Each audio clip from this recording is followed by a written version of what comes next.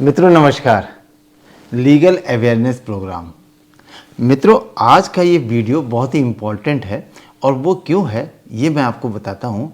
Honourable supreme court के द्वारा एक जजमेंट दिया गया और वो जजमेंट आपकी क्वेरीज जो आप बीच बीच में मुझसे करते रहते हैं उनको क्लियर करने वाला बड़ा ही इम्पोर्टेंट जजमेंट आ गया। तो वो मैं आज आपके सामने लेके आया हूँ और इस जजमेंट पे मैं पूरा आपके आगे वीडियो में इसके बारे में बताऊंगा। लेकिन इससे पहले कि मैं शुरू करूं, 3-4 क्वेश्चंस हैं, 3-4 क्वेरीज हैं जो मैं बताना चाहता हूं जिसके बारे में जजमेंट है। वो क्या है कि पिता की सेल्फ एक्वायर्ड प्रॉपर्टी में पुत्री का कितना अधिकार। तो पुत्री का अधिकार तो है ही, लेकिन उसकी भी सीमाएं हैं और किस कंडीशन में किस दशा में क्या अधिकार बनता है यही सुप्रीम कोर्ट के द्वारा अपने इस जजमेंट में बताया गया है। दूसरा, पुत्री के अविवाहित अनमैरिड होने की स्थिति में उसके राइट्स क्या हैं और पुत्री के विडो होने की स्थिति में उसके प्रॉपर्टी के संबंध में जो राइट्स होंगे वो क्या हैं, और पुत्री के इशूलेस होने की स्थिति में उसके पिता से आई उसको जो प्रॉपर्टी मिली है उसका क्या किस तरह से निदान होगा, कैसे कहाँ जाएगी। ये इतने इम्पॉर्टेंट इश्यूज़ हैं, इनको ऑनरेबल सुप्रीम कोर्ट ने अपने जजमेंट में बिल्कुल क्लियर कर दिया। तो अब हम इसके आगे जजमेंट पे चलते हैं, समय नहीं खराब करेंगे। तो ये मामला कौन सा है? ये मामला है Arunachala Gounder versus Ponnuswamy, civil appeal number 6659 of 2011। और ये ऑर्डर आया कब? 20 जनवरी 2022 को आया। तो अब हम इस ऑर्डर के थोड़े से फैक्ट्स पहले समझ लेते हैं कि इसकी कहानी क्या है। ये मामला मद्रास का है। मरप्पा गोंदार नामक एक व्यक्ति ने एक प्रॉपर्टी 1938, जरा सा आप ध्यान दीजिएगा नाम पर भी सन पर भी, और जो मैं कह रहा हूँ कि मरप्पा गोंदार नाम का एक व्यक्ति जो कि मद्रास का रहने वाला था, उसने एक प्रॉपर्टी 1938 में खरीदी। कैसे खरीदी? एज सेल्फ एक्वायर प्रॉपर्टी, क्योंकि उसकी खरीदी हुई है तो ये सेल्फ एक्वायर प्रॉपर्टी थी। उसकी डेथ हो गई 1949 में, 1949 में उसकी डेथ हो गई। उसके जो थे केवल बच्चों में एक ही संतान थी, वो थी लड़की, डॉटर। अब देखिए समझते रहिए, मैं बता रहा हूँ कि उसके एक ही संतान थी, लड़की, डॉटर। लेकिन उसका एक भाई भी था। उसके भाई के 5 संतान थी, 5 में से एक लड़का था और 4 लड़कियां थीं उसके भी। अब ये स्थिति बन गई कि मरप्पा गोंदार के एक लड़की और उसके भाई के 4 लड़कियां और एक लड़का, मतलब कुल मिलाकर के दोनों भाइयों के बीच में एक लड़का, वो भी भाई का। अब उसकी तो डेथ हो गई 49 में। उसके बाद क्या हुआ? क्योंकि हिंदू सक्सेशन एक्ट 1956 में लागू हुआ, इसलिए इससे पहले जो हिंदू लॉ था उसके हिसाब से वो जो जॉइंट, उन्होंने बताया फैमिली वालों ने कि साहब ये जॉइंट फैमिली प्रॉपर्टी है तो इसलिए कुपासनर को जाएगी। और कुपासनर में दोनों भाइयों की डेथ हो चुकी और जिसने खरीदी थी वो और उसका भाई, दोनों की डेथ हो गई। तो दोनों के मिलाकर के एक ही लड़का था, इसलिए ये प्रॉपर्टी उसके जो भाई का लड़का है उसके पास चली गई। ये इन्होंने पहली बात निकाल के रखी। उसके बाद ये मैं फैक्ट्स बता रहा हूँ कि कहानी क्या है। तो फिर हुआ क्या कि 1967 में जो जिसने प्रॉपर्टी खरीदी थी छोटे भाई ने, उसकी जो अकेली लड़की थी, संतान में अकेली संतान जो थी लड़की, उसकी भी डेथ हो गई 1967 में। अब इसके बाद जो भाई की 4 लड़कियां थी, उन्होंने ट्रायल कोर्ट में एक पार्टीशन सूट फाइल किया कि साहब ये जो प्रॉपर्टी आई है, थी तो बेसिकली चाचा की खरीदी हुई, लेकिन जो उनके अकेले भाई को मिली क्योंकि वो कुपासनर था, और जो हिंदू सक्सेशन एक्ट के लागू होने से पहले की स्थिति में केवल लड़के को ही मिल सकती थी और लड़का अकेला था, इसलिए सारी प्रॉपर्टी उस लड़के में चली गई थी। तो चारों बहनें जो थीं भाई की, उन्होंने ये ट्रायल सूट डाला और ये कहा कि इसमें बराबर बराबर का हिस्सा हमको भी मिलना चाहिए। मामला ट्रायल में गया और तो ट्रायल सूट ने उसमें उन्होंने कहा कि नहीं, ये तो बिल्कुल बात सही है, क्योंकि कुपासनर अकेला लड़का है और इसलिए वो चाचा से जो आई हुई प्रॉपर्टी है। देखिए मैं बार बार बता रहा हूँ, जो मरप्पा गोंडार था जिसने ये प्रॉपर्टी खरीदी थी, उसकी तो एक ही लड़की थी और वो लड़की की 67 में डेथ हो गई, वो लाइन बंद हो गई। अब प्रॉपर्टी किसके पास चली गई थी शुरू से ही? उसकी डेथ के बाद 49 के बाद उसके चाचा के पास। चाचा भी नहीं थे तो इसलिए उनके बच्चों में, और बच्चों में 4 लड़कियां थी तो लड़कियों को भी नहीं जाना था। इस तरह से चाचा के अकेले लड़के के पास वो प्रॉपर्टी चली गई थी। तो 67 के बाद उसकी जो बहनें थीं उन्होंने ये कहा कि साहब इसमें 1/5 जो शेयर है हमारा भी है, हर एक का मिलना है। तो उस पार्टीशन के लिए उन्होंने ट्रायल कोर्ट में ये केस डाला। तो ट्रायल कोर्ट ने भी यही कहा कि नहीं नहीं बिल्कुल सही है और उपासनर केवल लड़का है इसलिए उसी के पास प्रॉपर्टी जाएगी, और ये पार्टीशन का केस डिसमिस कर दिया। तो वो बहनें उस ट्रायल कोर्ट के ऑर्डर के खिलाफ हाई कोर्ट पर पहुंची। तो हाई कोर्ट ने भी ट्रायल कोर्ट के ऑर्डर को सही पाया और ये कहा कि इसमें कोई राइट नहीं बनता है।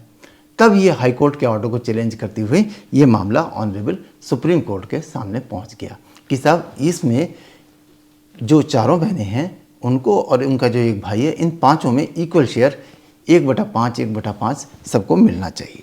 तो अब देखिए सुप्रीम कोर्ट के सामने जब ये मैटर पहुंचा तो सुप्रीम कोर्ट ने क्या कहा, मैं इसको बताता हूं। In the case of hands, since the property in question was admittedly the self equal property of Marappa Gondar, despite the family being in state of jointness upon his death, intestate his sole surviving daughter Kupai Amal will inherit the same by inheritance and the property shall not devolve by survivorship। मतलब supreme court ने पहली बात तो ये तय कर दी कि ये जॉइंट फैमिली का मामला नहीं है, बल्कि ये जो प्रॉपर्टी है वो मरप्पा, उनका नाम था मरप्पा गोंडार, जो जिसने खरीदी थी 1938 में।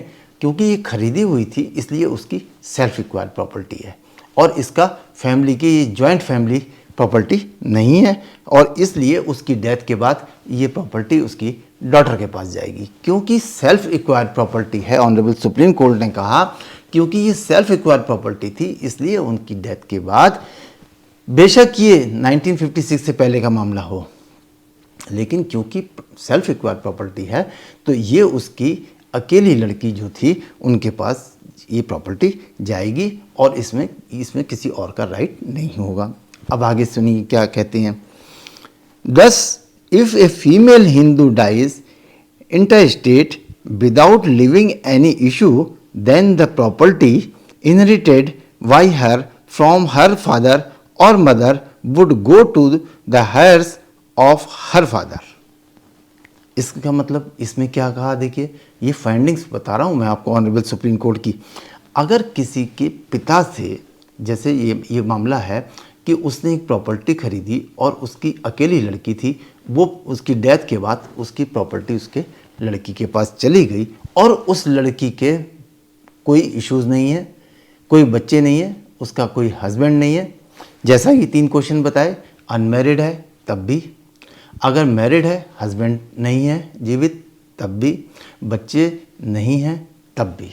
तो अगर हस्बैंड बच्चे हैं नहीं, या विडो हो गई या अनमैरिड है, मतलब उसके आगे कोई लाइन नहीं है, तो उसकी डेथ के बाद वो प्रॉपर्टी कहाँ जाएगी।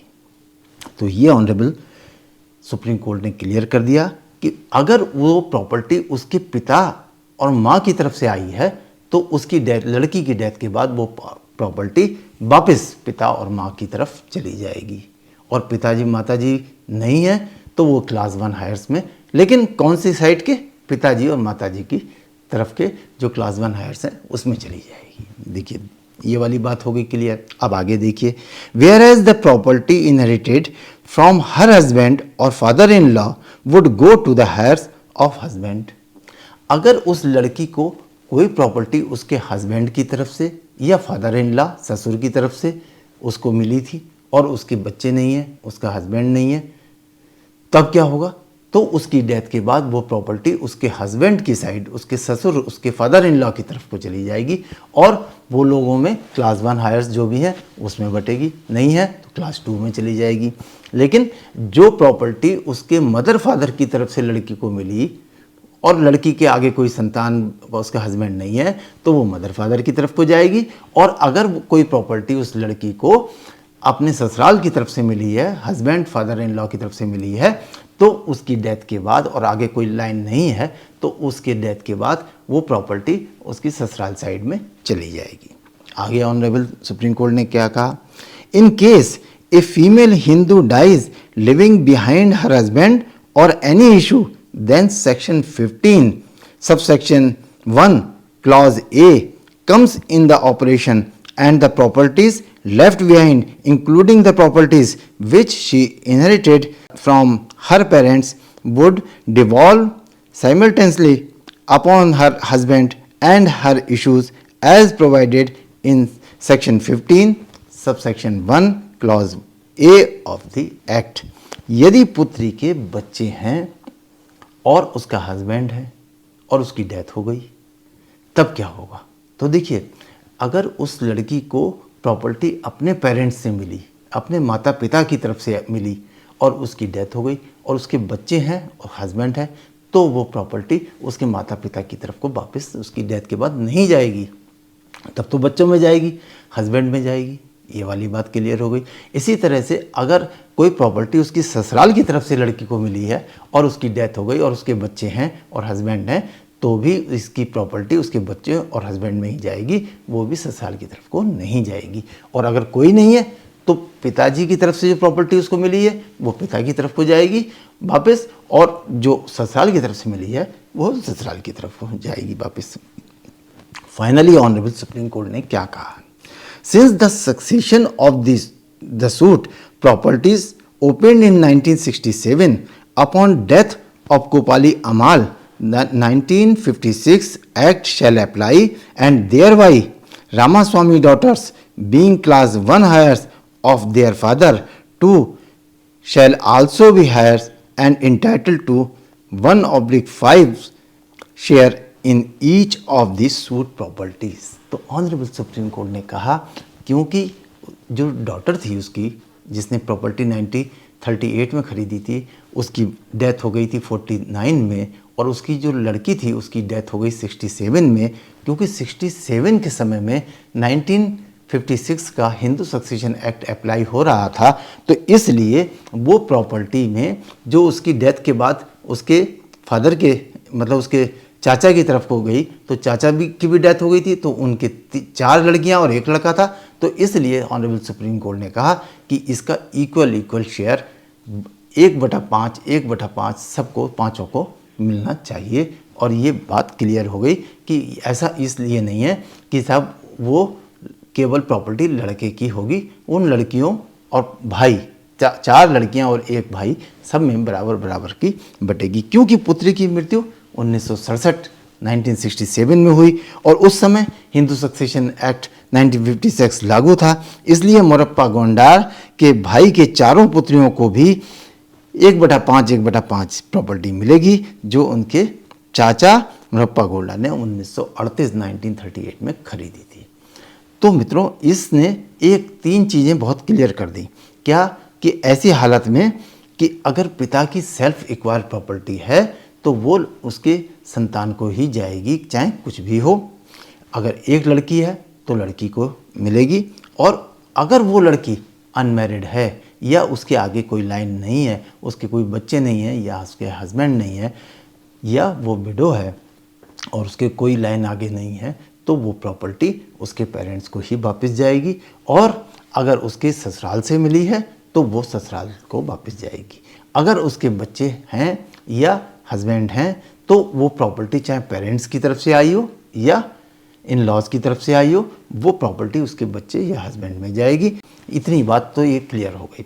अब मित्रों, ये जो छोटे छोटे से क्वेश्चंस होते हैं इनका जवाब अलग अलग तरीके से लोग बताते रहते हैं, लेकिन हमारा क्या कहना है? हमारा कहना यह है कि जो ऑनरेबल सुप्रीम कोर्ट की फाइंडिंग है वही फाइनल है। तो क्योंकि इन क्वेश्चंस का, इंक्वायरीज़ का जवाब सुप्रीम कोर्ट के ऑर्डर से मिलता है, तो इसीलिए मैं इतने इंपॉर्टेंट ऑर्डर्स को आपके सामने लेके आता हूँ।